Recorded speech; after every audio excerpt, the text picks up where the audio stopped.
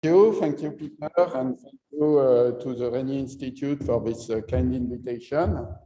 This is the very first for me because it's the first time I've been taking the plane after more than 18 months. And so far it went well, so we will see. So I understand that this kind of talk, it's not a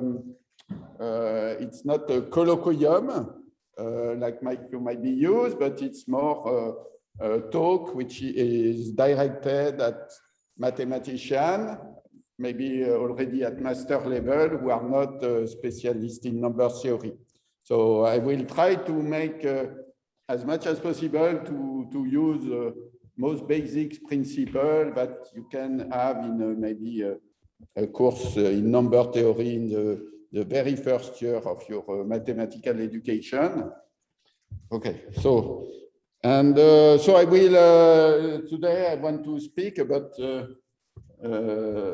very natural topic for number theory, which is that of sums of squares. So okay, I have just yeah, and so I will start with one. We will discuss three main theorems. So the first theorem is due to the French mathematician Pierre de Fermat, and it is from 6040, and it says the following: one looks at an integer, and one asks, when is this integer the sum of two squares? So is representable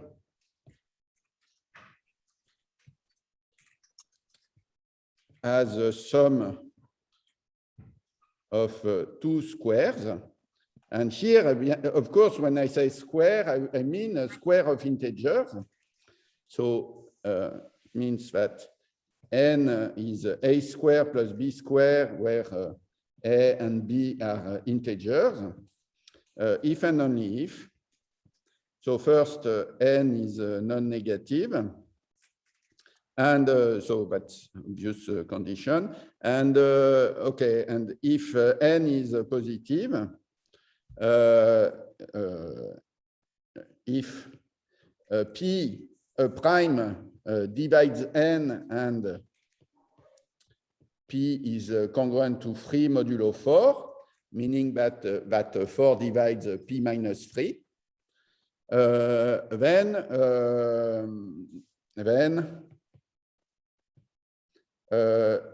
p divides n to an even power.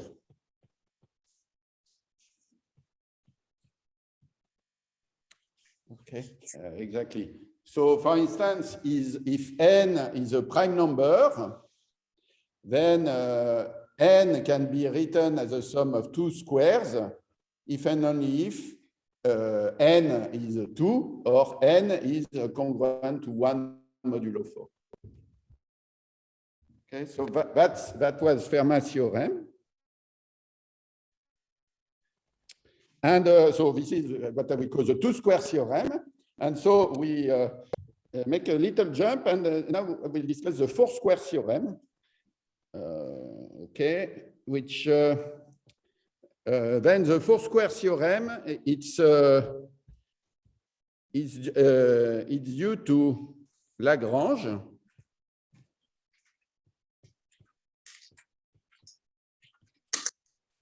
And let's go. So n, an integer, and is a sum of four squares. So n is e squared plus b squared plus c squared plus d squared, where a, b, c, d are integers. If and only if n is non-negative. So there is essentially, it just has to be non-negative to be sum of four squares of integers. And so Lagrange theorem maybe I should have said it before, but it's 1 century later, a bit more than 1 century later after Fermat. Okay, and so this is a 4-square theorem coming after the 2-square theorem, and so you can ask, but what about the 3-square theorem? And indeed, there is a 3-square theorem.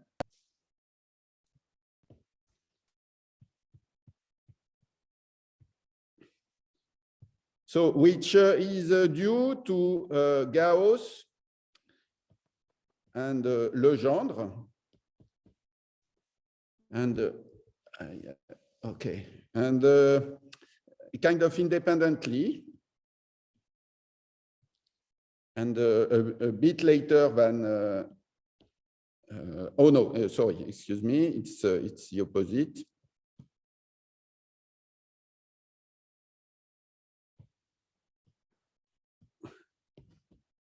So Legendre was before Gauss, but so the 3-square theorem says that an integer n is a sum of 3 squares. So n is a square plus b square plus c square, if and only if. So n is non-negative. And now there is a second condition, a bit like the 2-square theorem. So n is not of the shape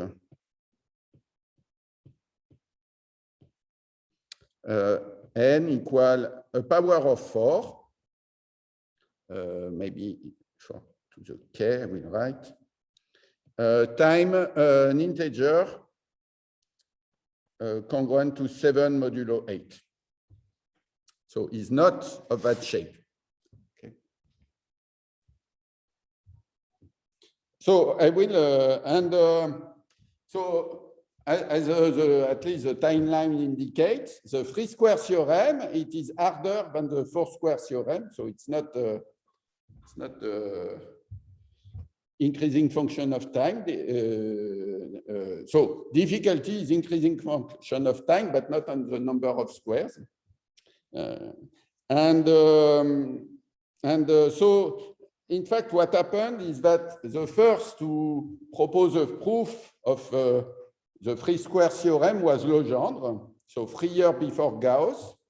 But to prove this theorem, he had to assume, and at that time people did not care too much about assuming things.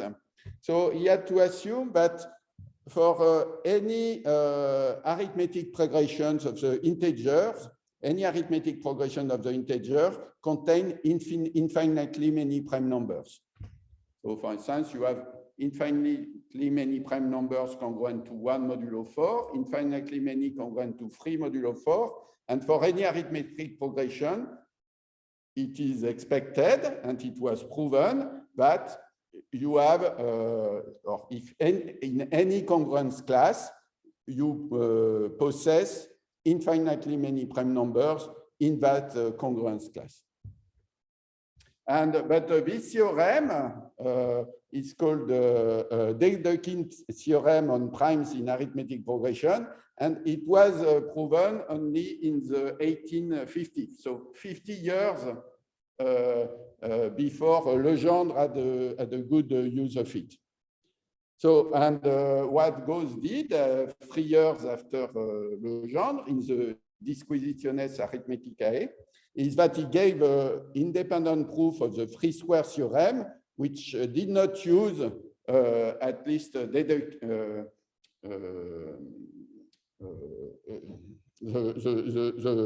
prime in arithmetic progression theorem. Okay, so and so now what we are going to review, it is I want to explain the proof of these 3 theorems. So, and but before I will start with something really elementary. and which is much older, which is a similar equation with square, which are the Pythagorean primes, triples.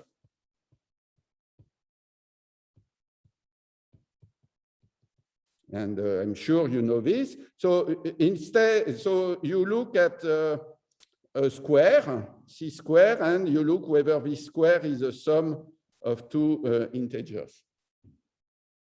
Okay. So in other terms, you are looking at, you are asking yourself, which are the right triangle whose lengths are integers. And this question and the full set of solutions to this equation. It was known from the Babylonians already. And to enumerate all the solutions to this equation, it's very simple. And I'm sure you know this. So you make this picture. So this is a unit circle. And then you have the point with coordinate 1, 0. And then the construction you do is that you take the line between this point 1, 0, and you take a line which has a slope, a rational slope.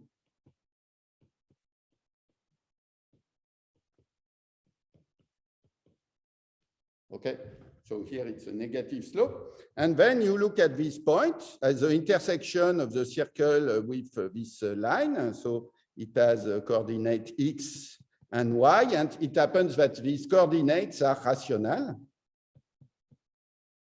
And then these coordinates satisfy e squared plus y squared is equal to 1. And if you clear the denominator, then you get a Pythagorean triple. And in fact, all Pythagorean triples are constructed in that way. So you can describe all these solutions. So that's very, very basic. So the Fermat theorem, it's somewhat harder. But, okay, so how does the one possible proof of Fermat theorem, which was not the way Fermat did it, so it involves the so-called, so we work in the complex number, and we consider the set of complex numbers with integral coordinates. And so then if you have such a complex number,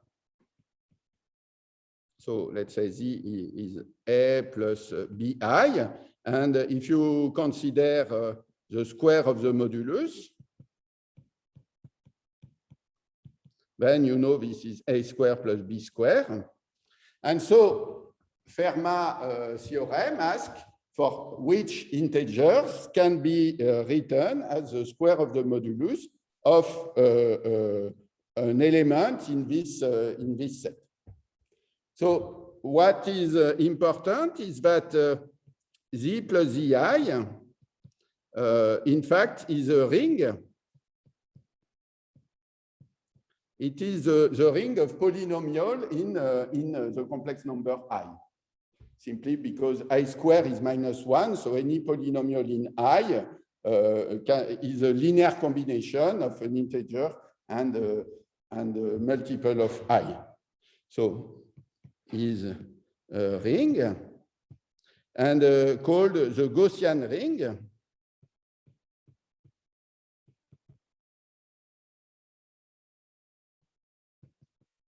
Or the ring of Gaussian integers, and you know that this ring, if you its field of fraction, this is just the ring of polynomials in I, but with rational coefficient, and this is so I think now it's not appropriate to call it the Gaussian field because you have the Gaussian free field, but so the field of Gaussian numbers.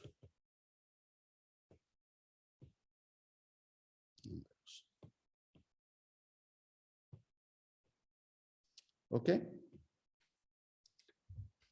Okay, and okay, so in fact, so we will again, what we will do to solve to study to prove Fermat's theorem is we will look inside this set, this abelian group of rank 2, which is also a ring, to look for solutions of Fermat two-square equation. So maybe the remark to make. A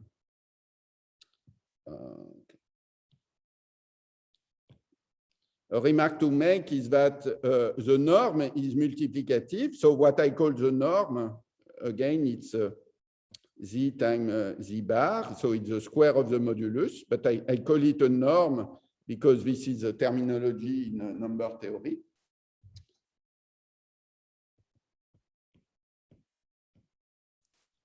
So it's more the square of a norm in the tense of in analysis, but anyway, and so this norm, as you know, it is multiplicative.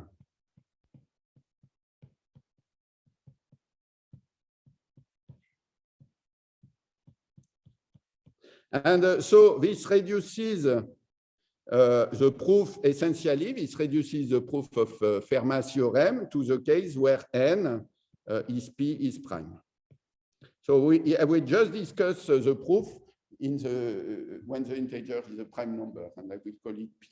But this comes from the multiplicativity of the norm. Okay, and okay, so p is if p is 2, it's okay. And if if p is odd prime and congruent to 3 modulo 4, then this equation a square plus b square is equal to p has no solution because in the ring of congruence classes modulo 4, sums of two squares in this ring are always congruent to 0 or 1 modulo, what do I do? 0, 1, or 2 modulo 4. So the congruence class 3 is never achieved as a sum of two squares. So a fortiori, so if as p is congruent to 3 mod 4, it is in the congruence class 3 mod 4 and can be a sum of two squares of congruence classes. Okay, so that's the typical natural obstruction. And now what remains to do is a case where p is congruent to 1 mod 4. And one wants to show that in that case, it is the sum of two squares. So we want to produce a pair A and B, or a Gaussian integer, whose square of the modulus is equal to P. Okay, and so now we have to use the property of this ring of Gaussian integers. And so the main property that we will use and that we will reuse again for is that this ring is a principal ideal domain. So which means that if you have I an ideal in this ring, that is a module over this ring contained into the ring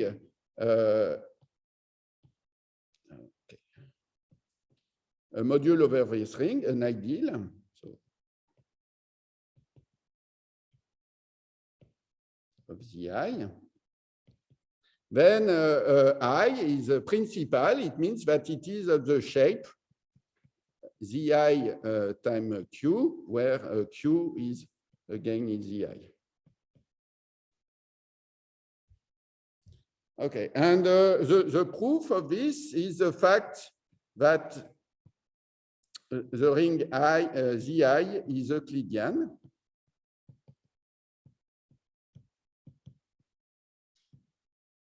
And by which I mean the following: for any modulus and any integer, in any number, Gaussian integer, so there exists a W in the I and A in the I, with the property that the norm of A, so the square of the modulus, is strictly that the norm of Q, and such that Z is QW plus A. So you can do Euclidean division in the ring of Gaussian integers.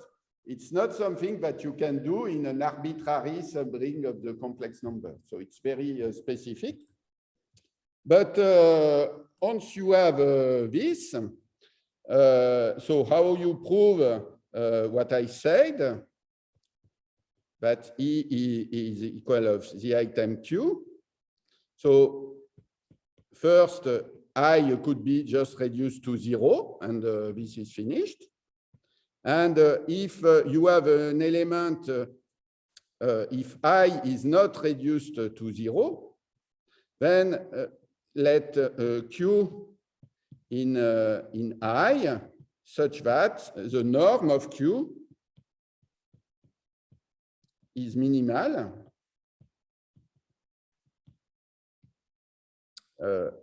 And Q is not 0.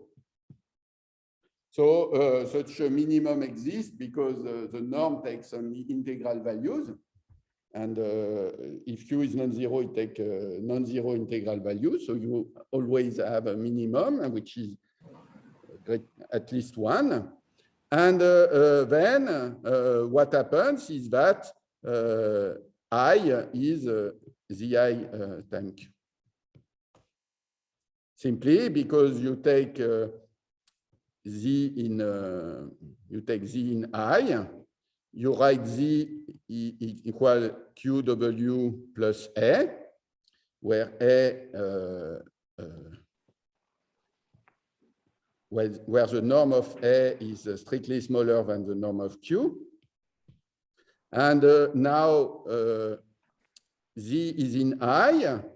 QW is also in I, because Q is in I. And so then A is in I and has a smaller norm than Q, so it has to be 0. And so you have what you want. Okay. So this is a proof that I is a principal ideal domain. And how do you prove this Euclidean property? So I will do it because it's geometric. So, so the fact that you can do Euclidean division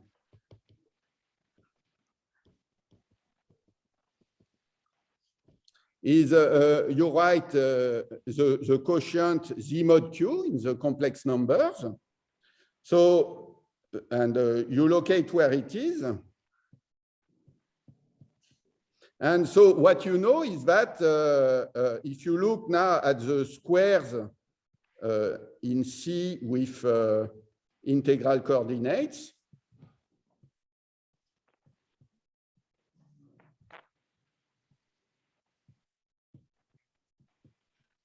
then your Z divided by Q will be into one of these squares. Okay, and so what you have is that you have this thing. So let's draw this square. What I just claim is that whenever you put a point inside a square, there is always a vertex of that square whose distance to the point is strictly less than 1, simply because the length of the diagonal of the square is is a square root of 2, and half of the length is square root of 2 over 2, which is strictly less than 1. Okay? So you have this argument, but you can always find an element such that the distance, and so now I will take W in Zi. And so now you write Z mod Q minus W, it has a square of modulus strictly less than 1. And yeah, and now you multiply everybody by Q.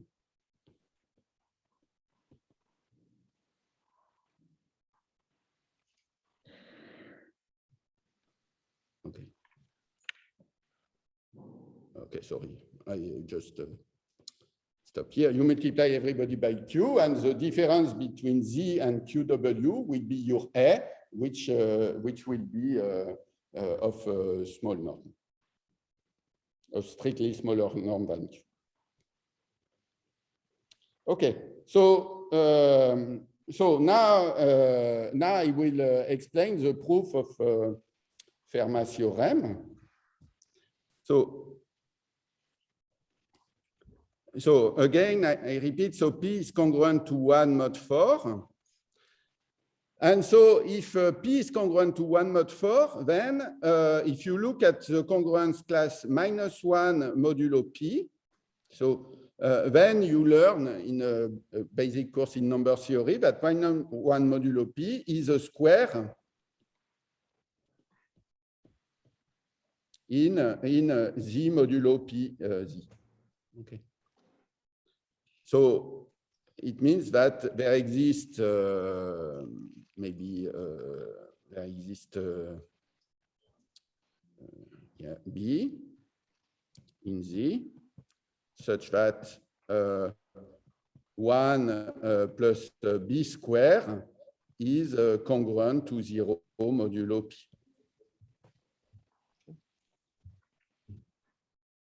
So now I will take this element W, I will take 1 plus BI,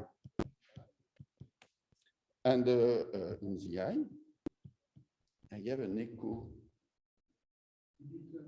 Did I, maybe I turn some, 1 second. Yeah, I turn off the sound. Okay, maybe. Okay. Let me see. So I turn off the mic, maybe. Okay. Okay, let me turn off the mic. Maybe I put it to 0. Okay.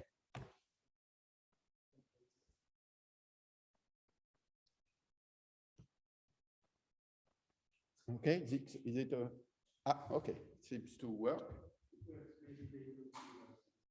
Okay. Okay. Can you hear us? Oops.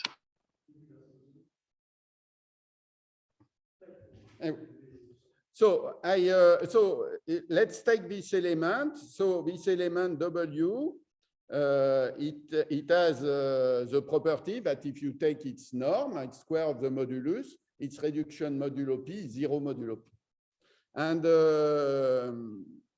And now what I take is I take I, which is Zi W, which is the ideal generated by W and P. Okay, so the module, and by the property of being a principal ideal domain, this sum of 2 modules is in fact the set of multiple of a given element.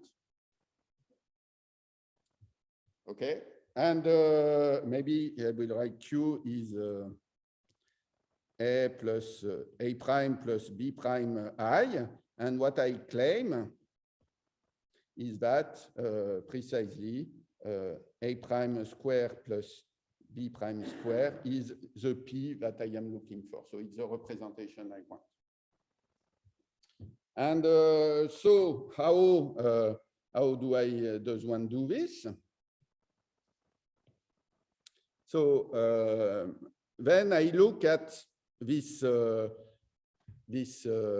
I, which is an abelian group of rank 2 contained into the I. So I look at the index. And so the index is finite. And the index divides P square, simply, which is just the index of the I modulo PVI.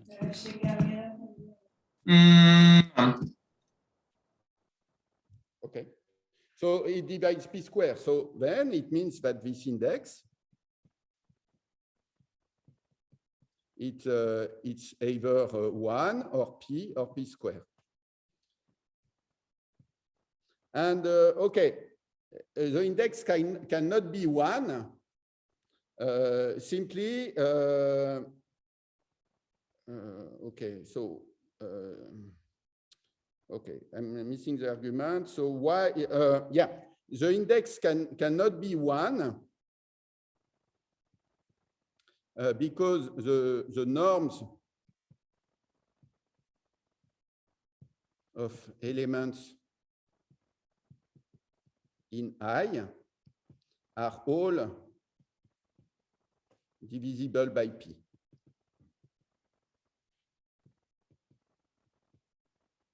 Okay, because, okay, basically, the idea is that the norm of P, this is P square, so it's divisible by P, and the norm of W, this is 1 plus B square, which is divisible by P.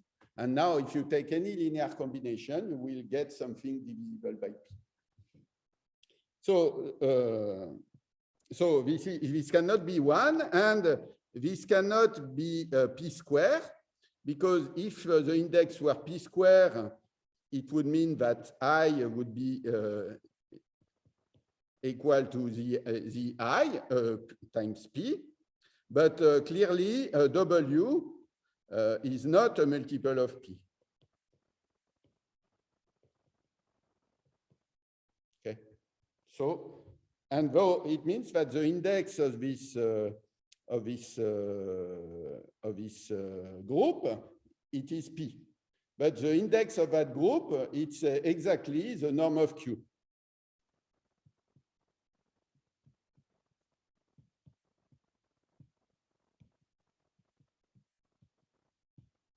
Okay, this is a calculation that you can do, looking at the basis of the I and Q the I. Okay, and this basically proves the Fermat theorem. So,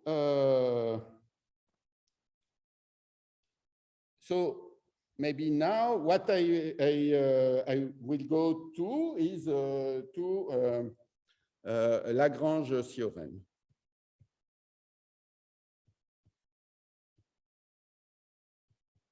So the four-square theorem, and the proof I want to explain is due to Boris Venkov.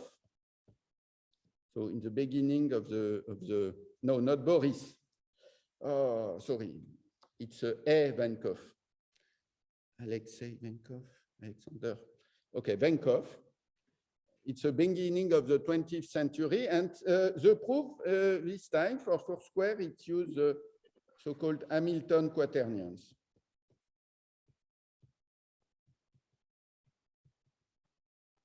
So I recall you, the Hamilton quaternion, it is the non-commutative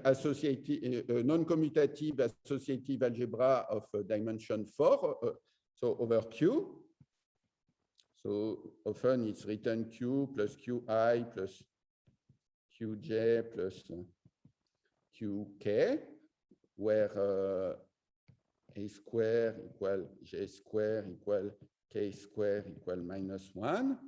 And Ij equal Ga equal K, and there is a minus here. And also you have a construction of the algebra of Hamilton quaternion and as a subalgebra of 2 by 2 matrices over the Gaussian, the field of Gaussian numbers.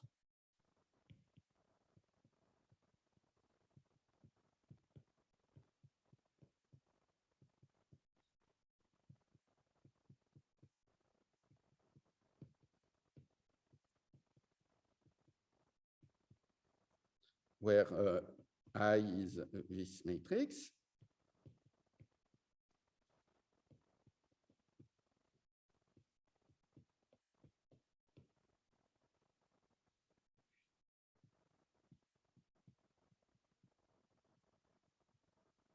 And K.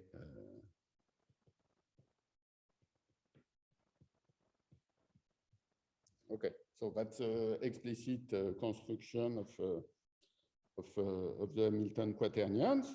And then you have the, so you know that now you have the norm whenever you have a quaternion.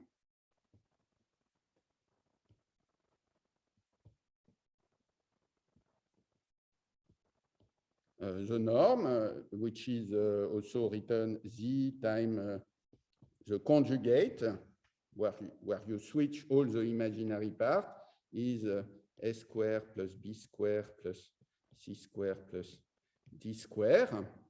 And this norm is nothing else but just the determinant of the corresponding matrix, 2 by 2 matrix. And so it means that unless the quaternion is 0,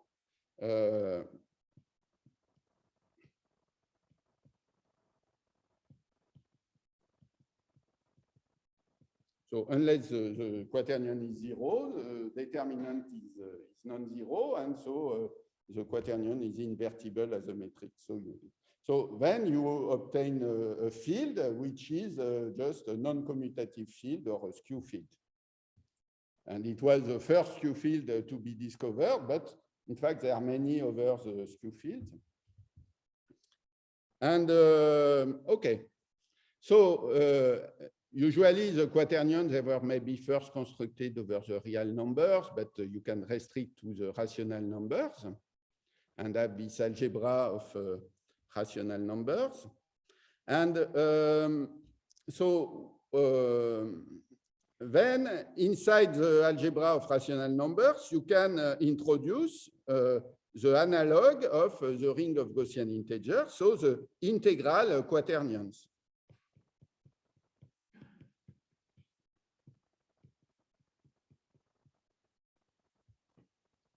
And then you see that again, because the norm of a quaternion is the sum of 4 squares, so Lagrange theorem state that if n is non-negative, there exists an integral quaternion whose norm is exactly this integer. Okay, so now again, there is this important property of multiplicativity of the norm. The norm, which is just a determinant of a matrix, is multiplicative.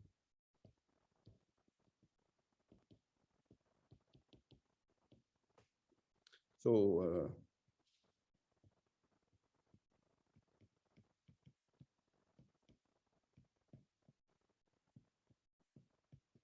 and again, this reduces the proof of Lagrange theorem to the case where n is P is a prime. Okay. So this multiplicativity of the norm, if you express it in terms of A, B, C, A prime, B prime, C prime, it's a complicated identity called Lagrange identity, which was discovered before the invention of Hamilton quaternions. Okay. but it's a direct consequence of multiplicativity of the determinant. So we are going to discuss the case of Lagrange theorem for prime numbers. And the principle would be very similar to the proof of Fermat's theorem. But there is a twist. So, and I will introduce the twist before the break. There is a small twist because the ring of integral quaternions, yeah, I forgot to say that the integral quaternion form a subring of the field of quaternions, of rational quaternion. This ring of integral quaternion is not a principal ideal domain, meaning that if I inside BZ is a BZ module, let's say for left multiplication, so the quaternion is not multiplicative, so you have to precise it's a left module or a right module. So let's take a left module. Then I is not necessarily of the form BZ times Q. Okay, so you could, maybe I will not explain why, I will explain why it works for something else. But why, if you try to do, if you try to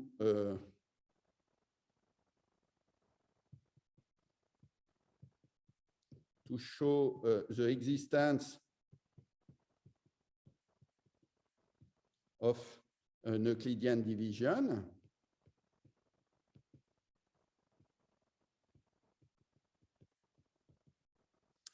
then you can do exactly as I explained for 2 square. Then you face the problem that the length of the diagonal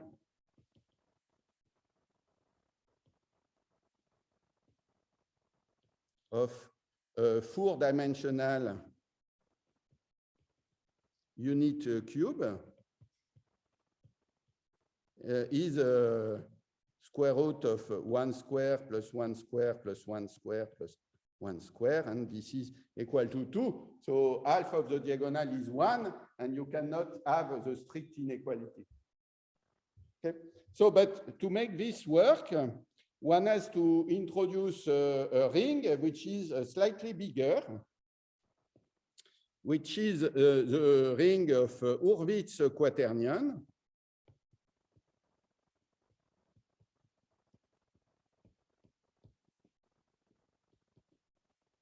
And this ring, this is simply the ring generated by the integral quaternion plus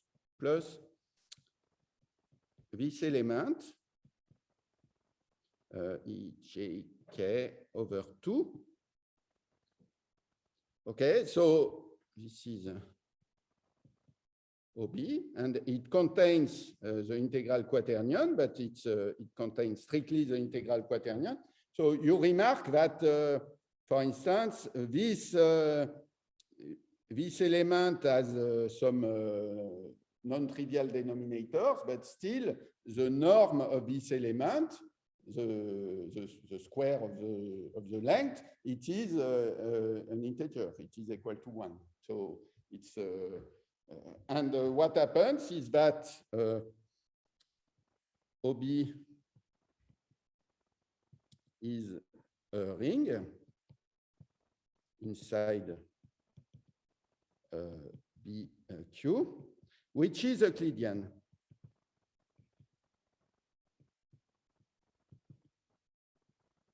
And therefore, OB is a principal ideal domain. So in a way, I will make precise. Okay. Just because you have something a bit bigger, and then your cube will be will have a bit smaller length when you do the same argument. Okay, and in particular, the half length of the diagonal will smaller than 1 strictly, and it's fine. Okay, so maybe I will make the break now, and we will continue with after the break with this proof of 4 squares, and then we do 3 squares.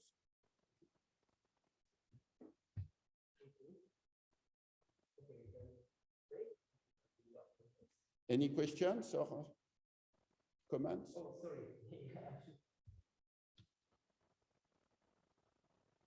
Maybe at the end. Maybe at the end. Okay.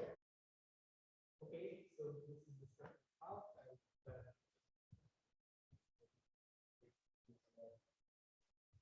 Okay, so I continue, and so I will not say what a PID is. I will just use the result when I need it, but you deduce this from, so maybe I will quickly say it's a PID because it has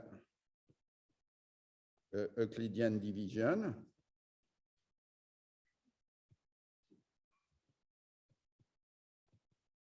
Maybe I can write this out. So for any Q in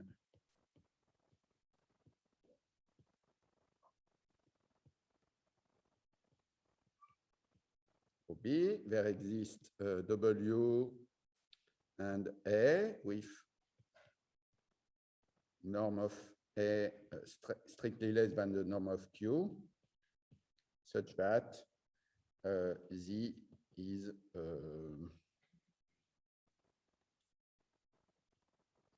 WQ plus A. And so now I can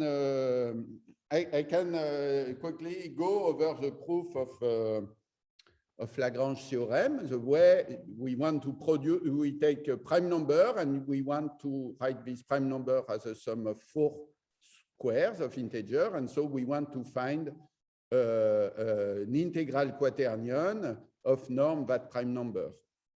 So the first step, which is a bit like we produce an approximate solution to this equation, and then we will upgrade it to an exact solution. So first claim is that there exists B and C in the integers, such that 1 plus B square plus C square is congruent to 0 modulo P. Okay, so why is it so? It is so because the number, so because in Z mod PZ, the number of element of the shape 1 plus B square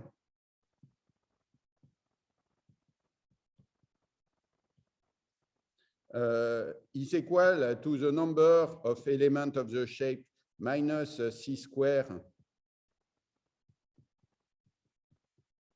So the number of square, which is just the number of square congruence classes, and this number is P plus 1 over 2. We assume that P is odd, and that this number of squares modulo P is P plus 1 over 2. It's P minus 1 over 2 plus the 0. And this is again elementary arithmetic. And so then you see that these two sets, which are contained in a set of size P, they have to have an intersection. And if they have an intersection, they have a common number, then you get a solution to this equation. Okay. So then we can construct W. The element W is 1 plus BI plus CJ. So, and it belongs to BZ inside OB. Okay, and it's a norm of W is congruent to 0 modulo P. And now I will construct OB module.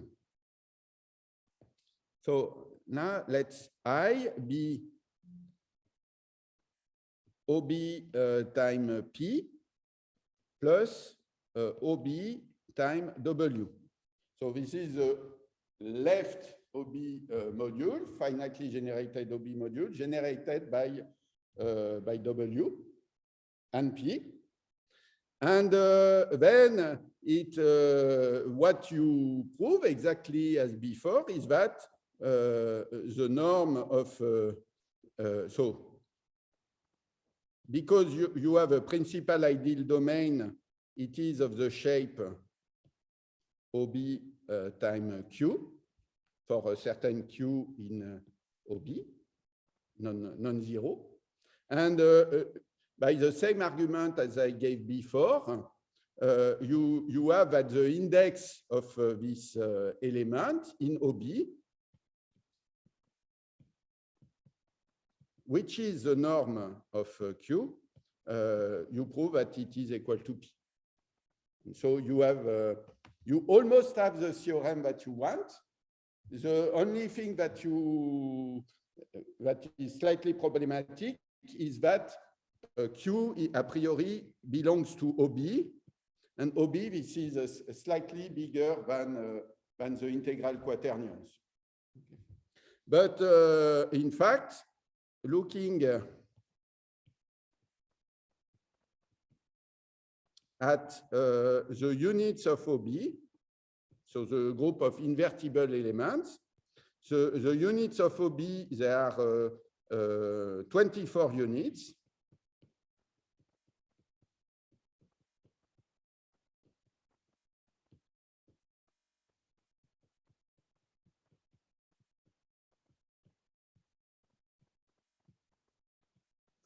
So, which are just the element of OB of norm equal to 1.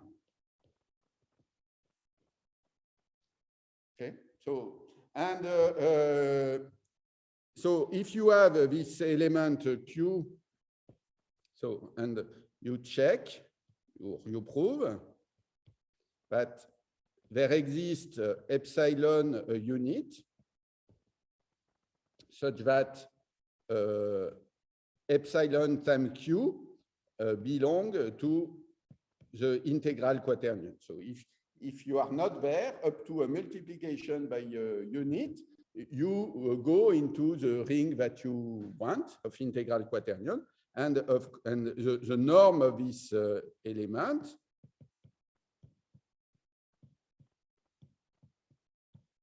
and this is still the norm of Q, and this is a prime. So you have constructed your integral quaternion of norm P.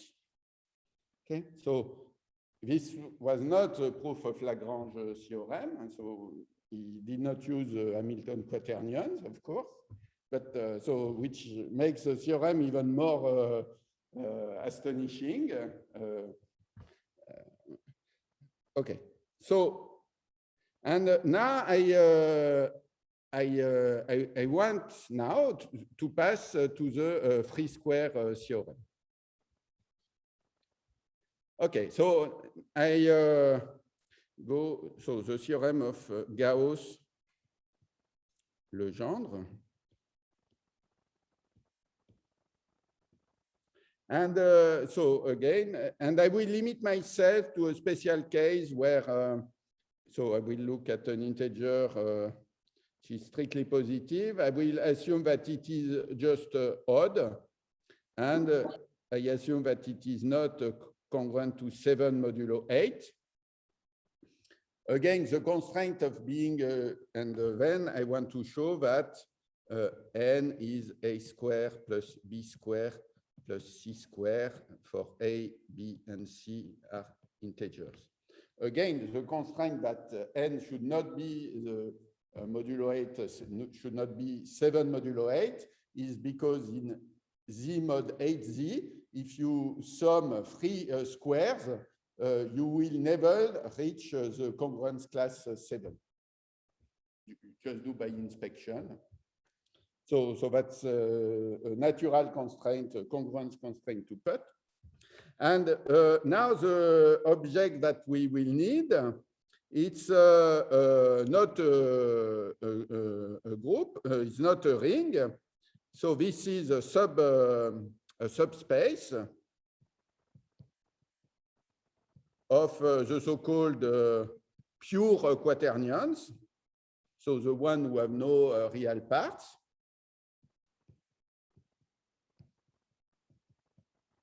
And which are also the quaternions of trace 0. When you take you incarnate the quaternion as the algebra of matrices, and you take the trace, and the 0 trace elements are exactly this one. Okay, and so what we are looking for is we look for a pure integral quaternion of norm exactly n. Oh, sorry. So that's the target. Okay, and now I will use a black box. So I have to do something. I have to assume something. And this is the so-called Hasse-Minkowski principle.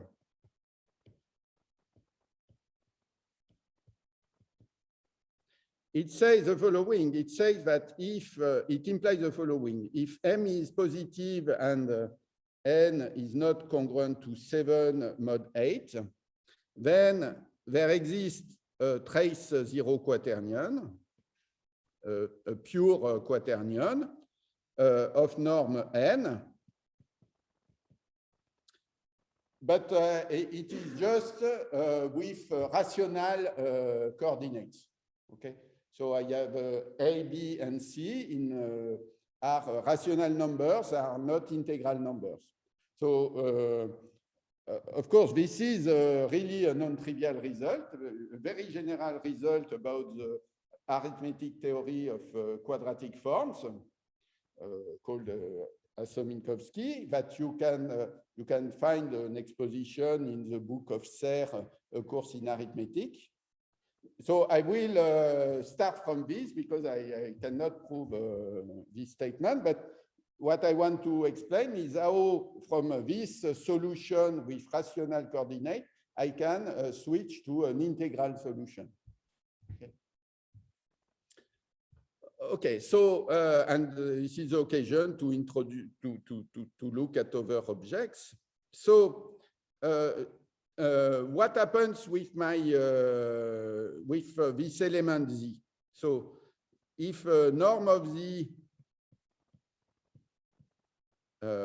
so I say this is Z times the conjugate of Z, and this is minus Z square because it's a pure quaternion, so it has no real part. So its complex conjugate is equal to its opposite. And this is equal to n. So this element Z satisfies the equation Z square equal D, where D is minus n. Okay, so is a negative number congruent to 7. Okay. Not congruent to 1 mod 8. And so what I can look at is I can look at the Z module it generates.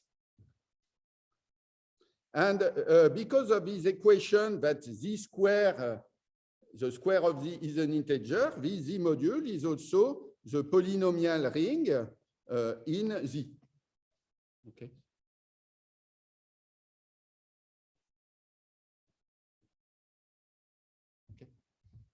And it's a finitely generated ring inside the rational element. Okay, and now I can a consequence of the fact that this now this ring of Hurwitz quaternion is a principal ideal domain is the following. Let oh, sorry.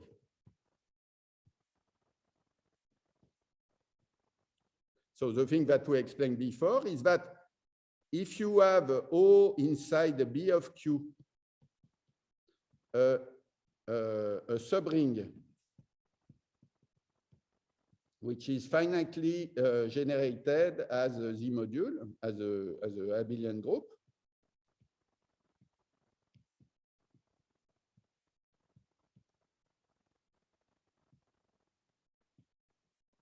additive group.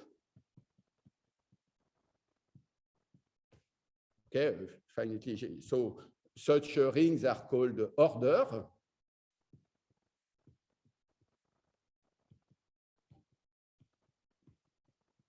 So then there exists a quaternion, a rational quaternion,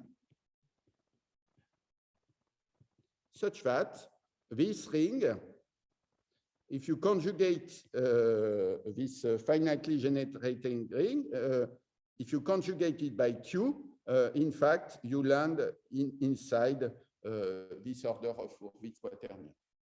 So means that the ring of Hurwitz quaternion is maximal in the sense that any finitely generated subring of the rational quaternion up to conjugation belong to this ring of Hurwitz quaternion. Okay, up to conjugation. And yeah, maybe I can quickly explain how it goes. So the proof, very quickly, is that I have my, I look at the product OB times O, because O is finitely generated and OB is finitely generated at Z module. This is a finitely generated OB module. And so I can say that OB times O is OB times Q for a certain Q. Okay. And now if I now if I look at Q O Q minus 1, the conjugate, this is contained in OB times O times O Q minus 1, okay, simply because I say that, so Q is in OB times O, because OB contains the element 1, because this is a ring.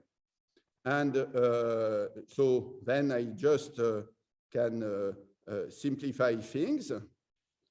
So this is contained in OB times O times Q minus 1, because O is a ring, so O times O is contained into O.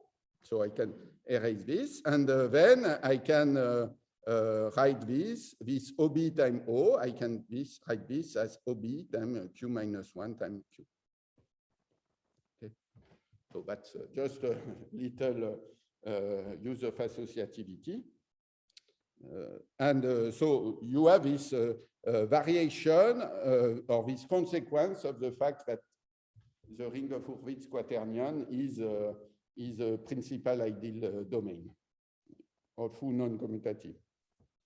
So, okay, so now what can I do? Then I can say, now I apply my result to the finitely generated ring Z of Z. And so I have that QZ, Q minus 1 is in OB. So now the norm of this QZ, Q minus 1 is equal to the norm of Z, just because the determinant is invariant under conjugation. And again, similarly, the trace of the conjugate element, Z prime, is a trace of Z, just, and this is 0. So, in fact, this element Z prime has norm n and belong to the pure quaternion inside OB. But the pure quaternion inside OB, this is exactly the integral quaternion, the pure integral quaternion. Okay, so that concludes the proof of not Lagrange theorem, of Gauss Legendre theorem. Okay, so and yeah, and it is neither Gauss nor Lagrange theorem.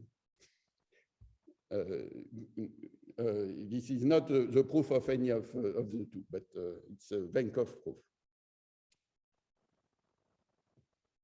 Okay, so now that we have proven these three beautiful theorems, I hope you enjoyed as much as I do. I want to ask a further question. It's so now we know condition under which some integer is a sum of 2, 3, or 4 squares.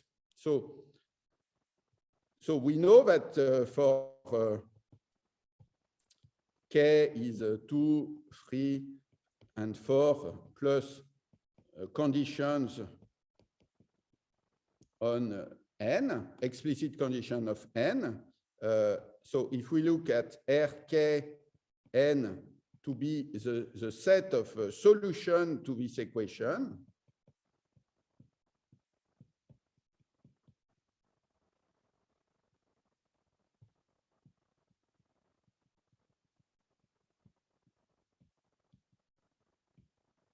okay, and so we say under some sufficient necessary and sufficient condition when this set is non-empty, and you can look what is the shape of that set of solutions.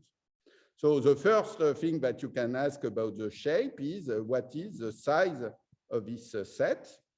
This is a finite set because it's clear that if you have any solution, there are only finitely many of them. And so in the terminology, I said it, so this is a set of representation of n as a sum of k squares, and that is the number of representations. And so this is classical terminology in the theory of quadratic forms. These are integral representations. And so what can we say? So first, we may observe that this set, Rkn, enjoy some symmetries.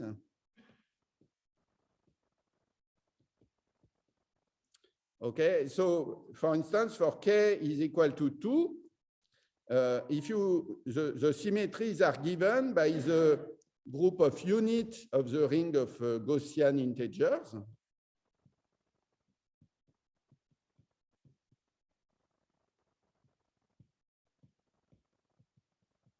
Which has 4 elements.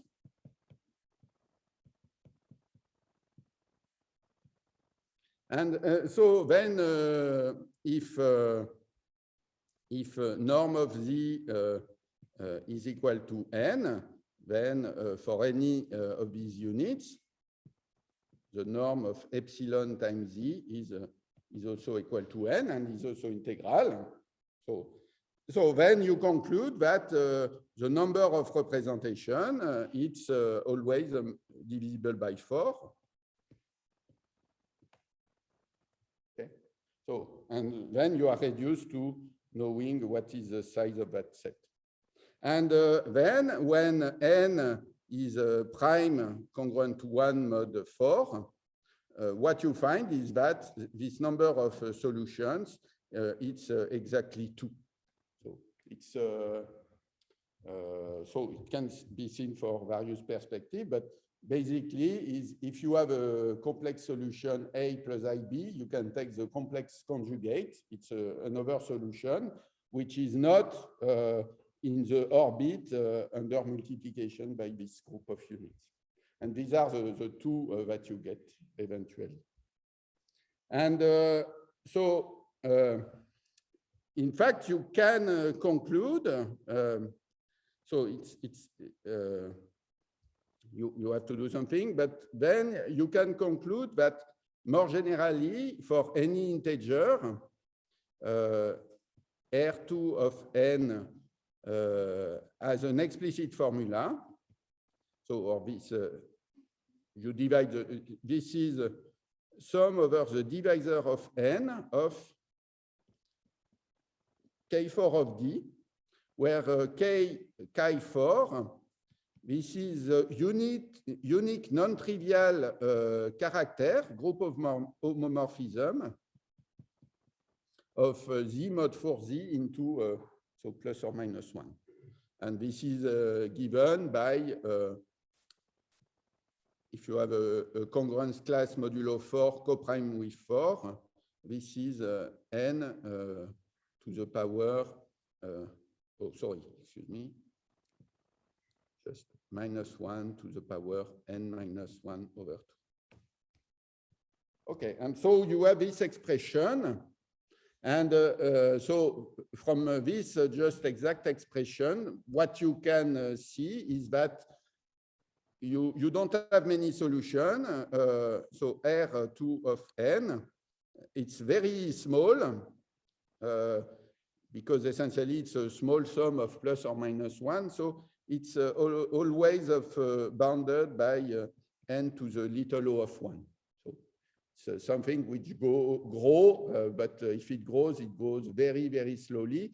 And if you are, if n is a sequence of prime number, it's either 0 or 2, so it does not grow at all. So, okay, so you don't have many solutions when n become large. So now for 4 squares, so then you have again the same kind of symmetries, but now the symmetries they are given by the units, the integral units, which are, and there are 8 of them.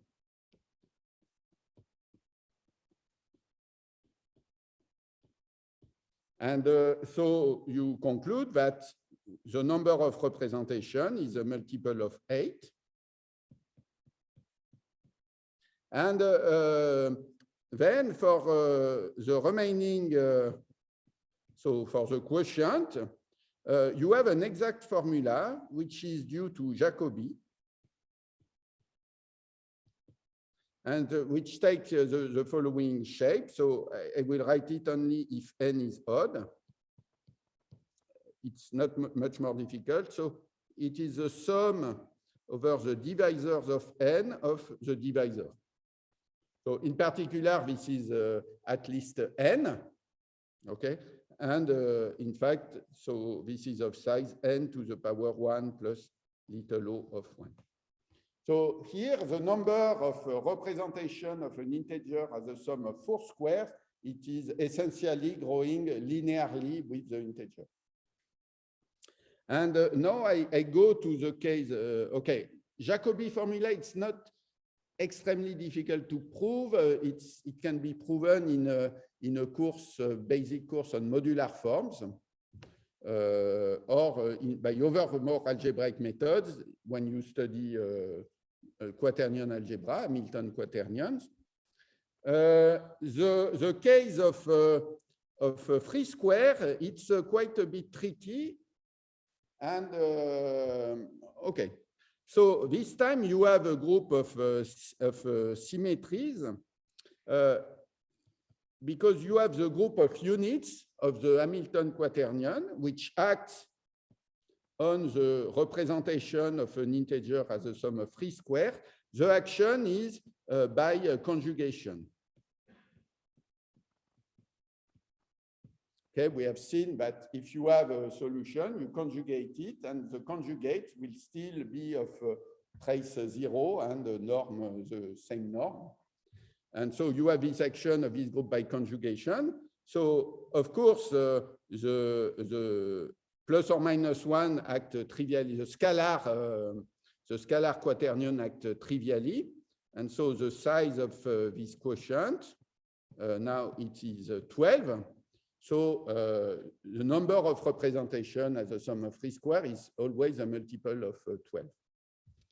And okay, but in that case, you are more symmetries. So in the other case, there were other symmetries, but I have not discussed them. But here you have one which is particularly subtle and important, which is an action of the so-called ideal class group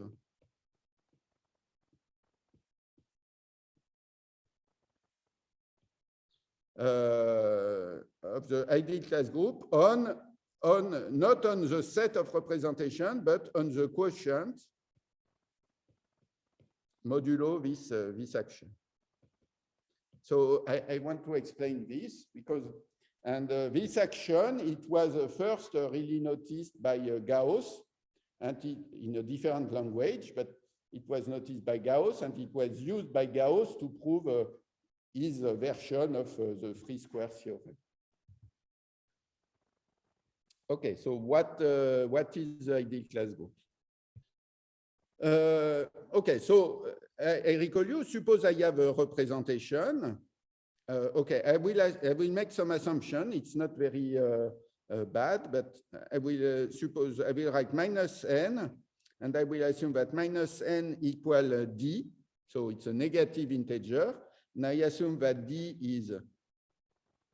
is square free, so not divisible by any square except at 1.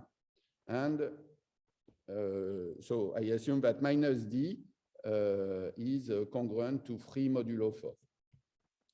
So this is a typical condition. And then it says that this d is the discriminant, the fundamental discriminant of the quadratic field. K is q square root of d. Okay, and so what happened? So suppose I have a representation z of n as a sum of 3 squares, so norm of z equal n. It means that z square equal to d. And so then this ring generated by z inside the quaternions, it is isomorphic to the ring z of square root of d, because they both satisfy the same equation. And also the field generated by z inside the Hamilton quaternion is the field of fraction of this ring z of d. So I will call this K. And this I will call it OK. And why I call it OK? OK is the so-called is the ring of integers of K. So it's a kind of a best possible subring of K, which has many. This is a subring of elements in this field K, which are roots of monic integral polynomial. So it's the integral closure of the ring of integers inside K. Okay, and that it is so is because of the assumption that I made on D or on N. And so now what is the action that I want to exhibit, which goes back to Gauss? Okay, or maybe maybe. Okay, so this Z, what does it do? Maybe I will spell out something. So Z defines an embedding fields. So I will write it iota z. From this field, k is q of square root of d. Inside the non-commutative field of rational Hamilton quaternion, simply if you have an element in this field, you associate to it the quaternion u plus z times v. And the property, important property of this embedding is that, so if you, okay, I do this that way, we take the pre-image of the image of the embedding, so which is just intersected with the Hurwitz quaternion, and this pre-image is precisely OB, which is z of square root of t. So again, this property, so IZ is called an optimal embedding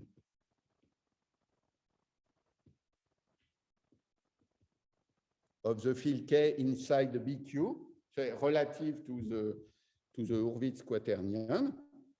And this property, which is an integrality property, it comes from the assumption made on the integer d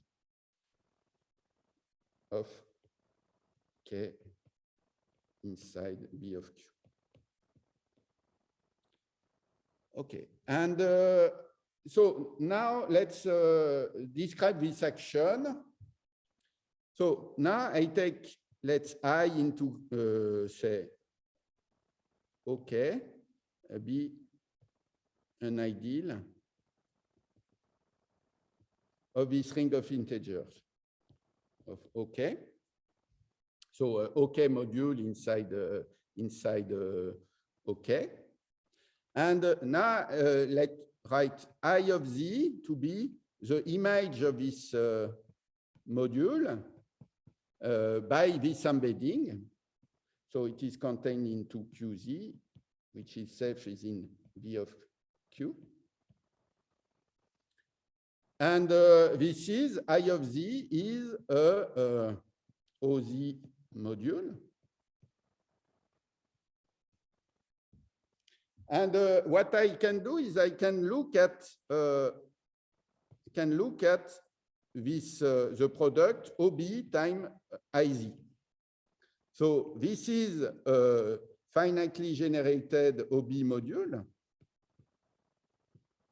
And so because I have a principal ideal domain, I can write it into the form OB times Q. And maybe I will put I, because this Q depends on I.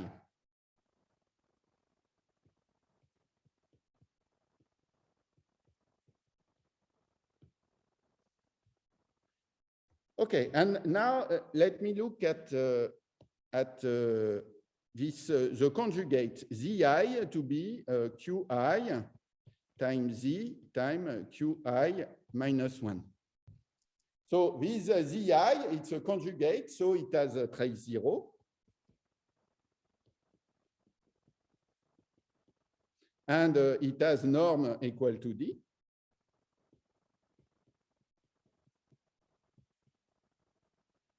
Minus D, excuse me, which is N. And what you can prove by the same kind of gymnastics as before is that Zi, again, Qi times Z times Qi minus 1, is in fact contained into OB. So by this operation of creating a module, finding its generator and conjugating by the generator, you have produced another element. Okay, so Zi is another representation of n as a sum of free squares. Okay, a priori different from the original Z. So out of one representation and from this ideal, you can construct a new representation. Of course, there are things which are not entirely canonical because this generator QI, I wrote it QI, but it's not unique. It depends on the units, on the choice of units. So it's not unique. So you may obtain a different QI, but the representation that you obtain will be in the same orbit of all these new representations will be in the same orbit for the action of the group OB star. So really, in that way, you have defined an action of the set of ideals of your quadratic field on this quotient. And what Gauss proved, okay, and so this action, defines, now I have to define an action of the so-called ideal class group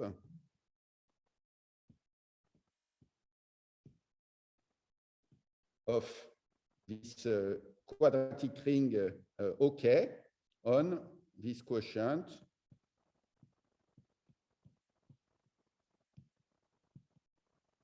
Okay, and what is this ideal class group?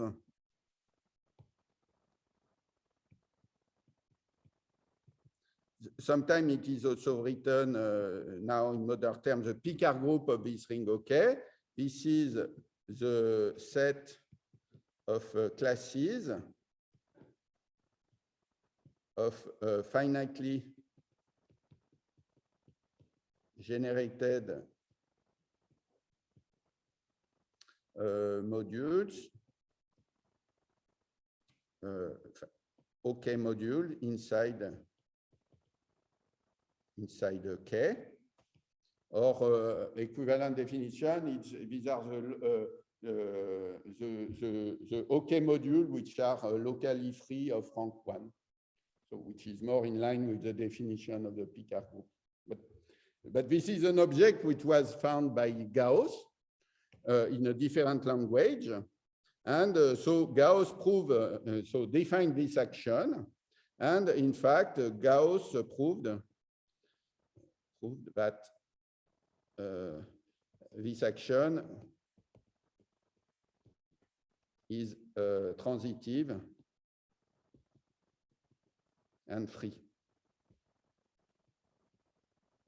And so you have that the quotient R free of n divided by 12 is in fact equal to the size of this ideal class group. Okay. And now now I can kind of, so the size of this ideal class group, it's noted HK, and it's also called the class number of K or of OK. And so then, so you see, you have a set of representation, which is not a group, but it is essentially a torsor under the action of a commutative group. So this is something which is not suspected to be suspected, which does not really exist, or maybe it's trivial for 2 squares. It does not really exist for 4 squares. So you have this property. And this is really a very important property, that you have a group structure inside this representation of sum of free squares, which is hidden. And at least one consequence of this is,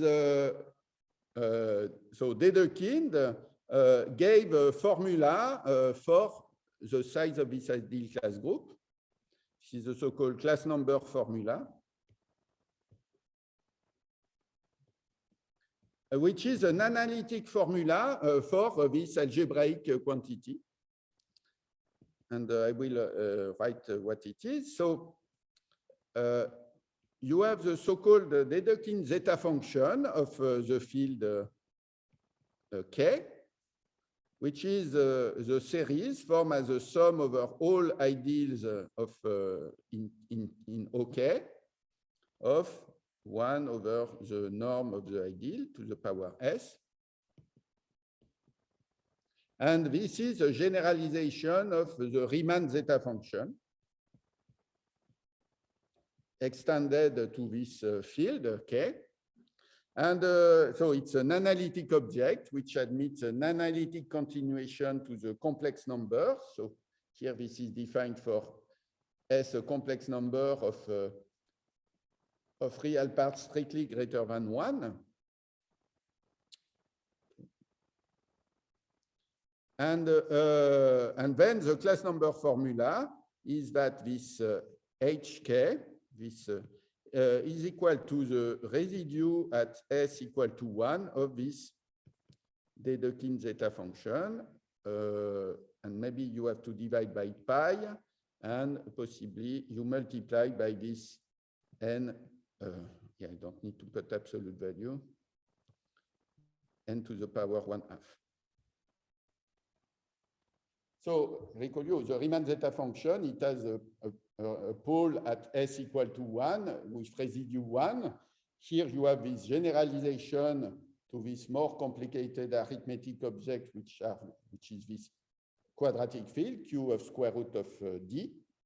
And so you have this analytic object, and the residue at 1 of this object is connected to this algebraic quantity, this typically algebraic quantity. But so what is important is that once you have an analytic representation, you can do analysis to estimate the size of this class number. And you have an important theorem of Siegel, which tells you that the residue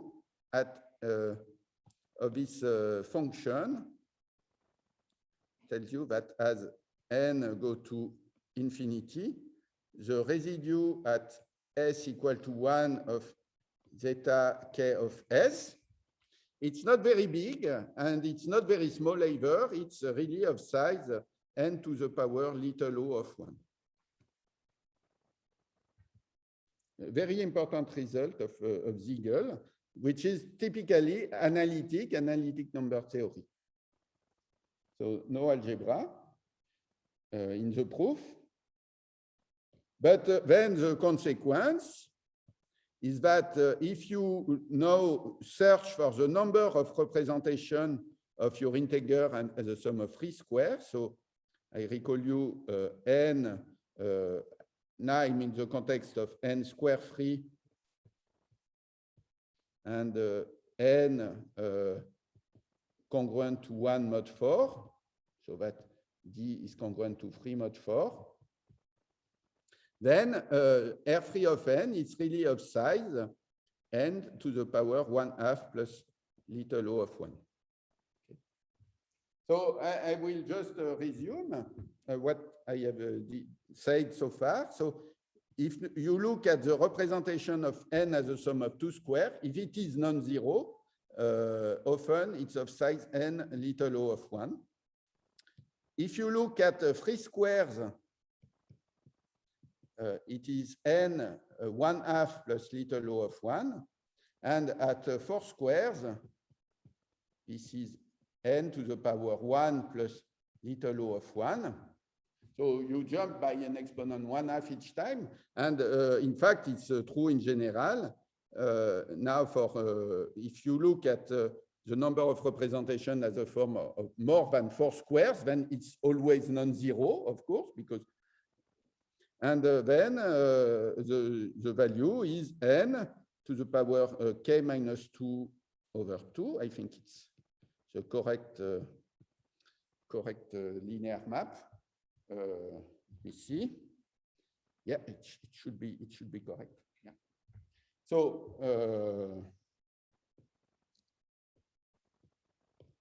okay, so you have that this set, at least from the free representation, this set is growing. Okay, so then and then I will not. I can barely do proof, but then I will ask. Then I will explain the next question that one could ask is that I have a sequence of integers, and then n which grow. Then I have various set of representations, which are integral valued vectors inside a Euclidean space R to the power k, for k equal 3, 4, or okay, 2, but it's less interesting.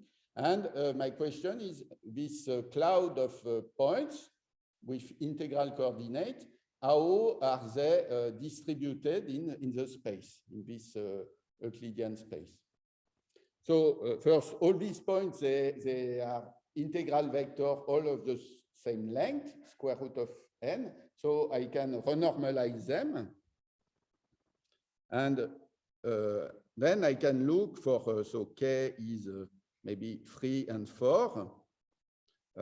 Can look at the representation, rk of n, divided by a square root of n.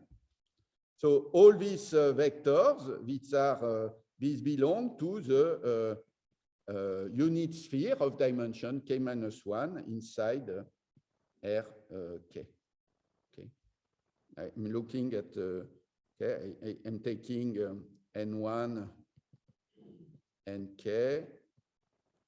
I'm looking at these vectors where the ni are integers and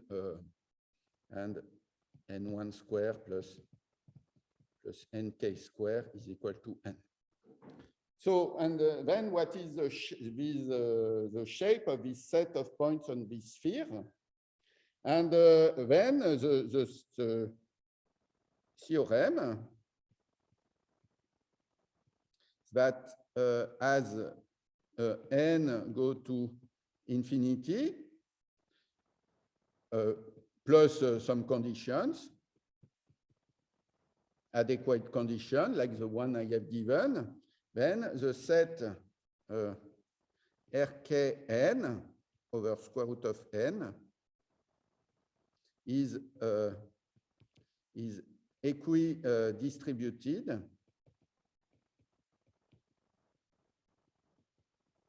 on this sphere, on this sphere, this unit sphere. Okay, so what does it mean? So mathematically, it means that if f is a continuous function on the sphere, and I look at the Riemann sums,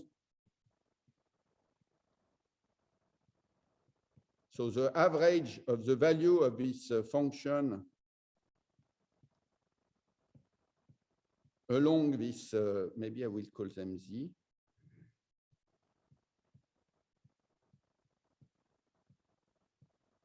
So I look at the representation, I project them to the sphere, and I take the average of the function over all these points. Then this average, this Riemann sum, it converges to the integral of the function along the sphere, when the sphere is equipped with the rotationally invariant measure of total mass 1. Okay, and this is a theorem, which is, again, it's really useful when k equals 3 or 4, because where k equals to 2, you have really not many representations. But for k equal 4, it is the first case, it is due to Malichev. In the middle of the 20th century, or the first third of the 20th century, I think, not 100%. maybe later. And for k equal 3, it is due to, it's much more recent, it's due to Bill Duke and Henryk Iwaniec. And independently by Fomenko and Golubeva. And before them, it was also proven by Linick, but it was less complete under additional conditions.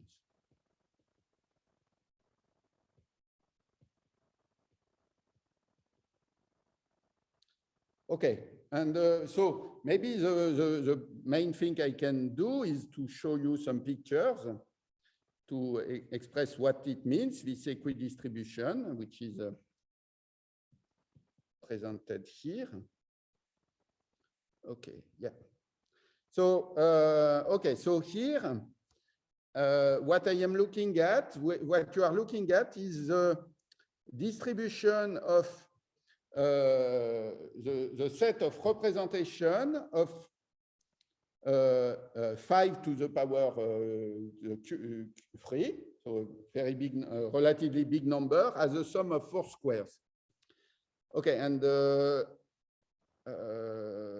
yeah, and so this is 5 to the cube, and this is 5 to the power 4, and you see that you have a set of points which seems to grow and seems to cover the sphere.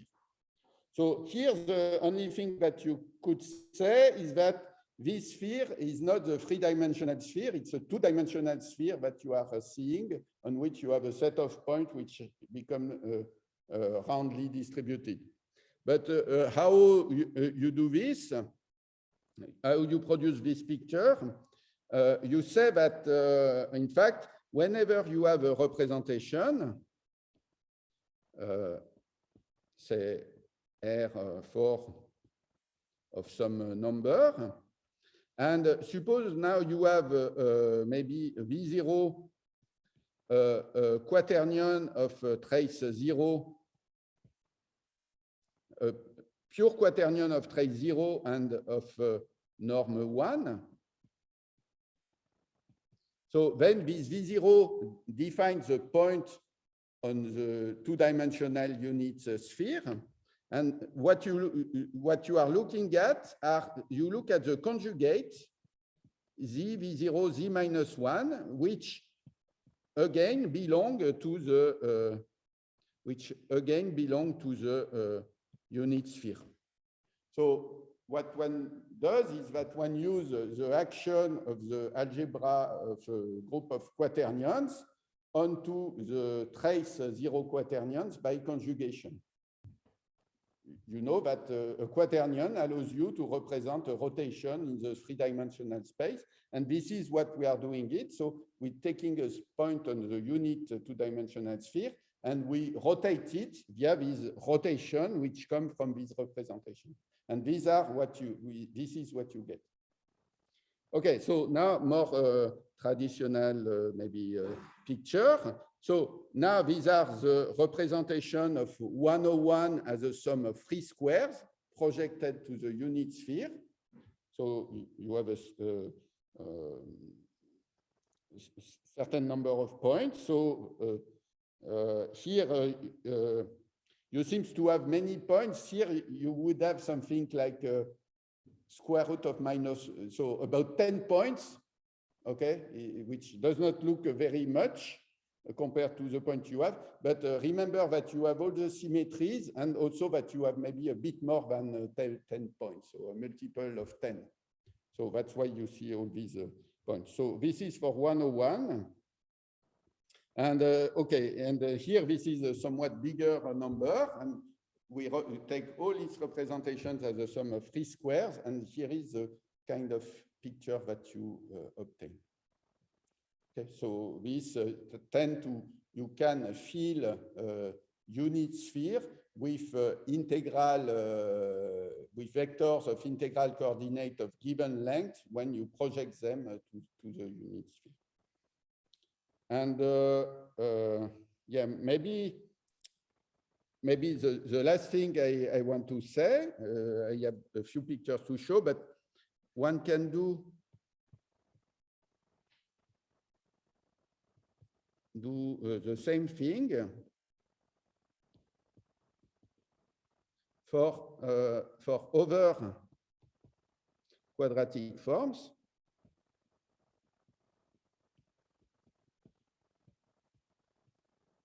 And for instance, one which are interesting is,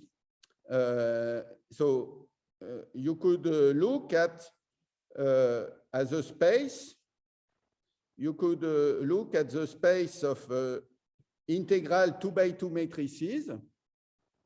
And now you look at the matrices A, B, C, D, integral,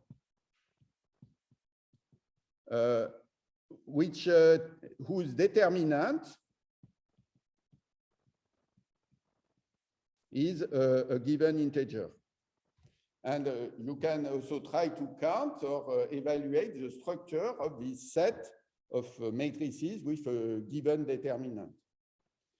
Of course, now this set will be infinite most of the time. It's much easier to decide whenever, in fact, the set is never zero and is always infinite, but it has internal structures or internal symmetries. And you can do also the same when you take the trace zero matrices, integral, and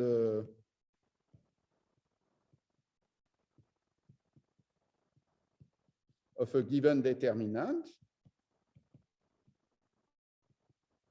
minus S square minus DC.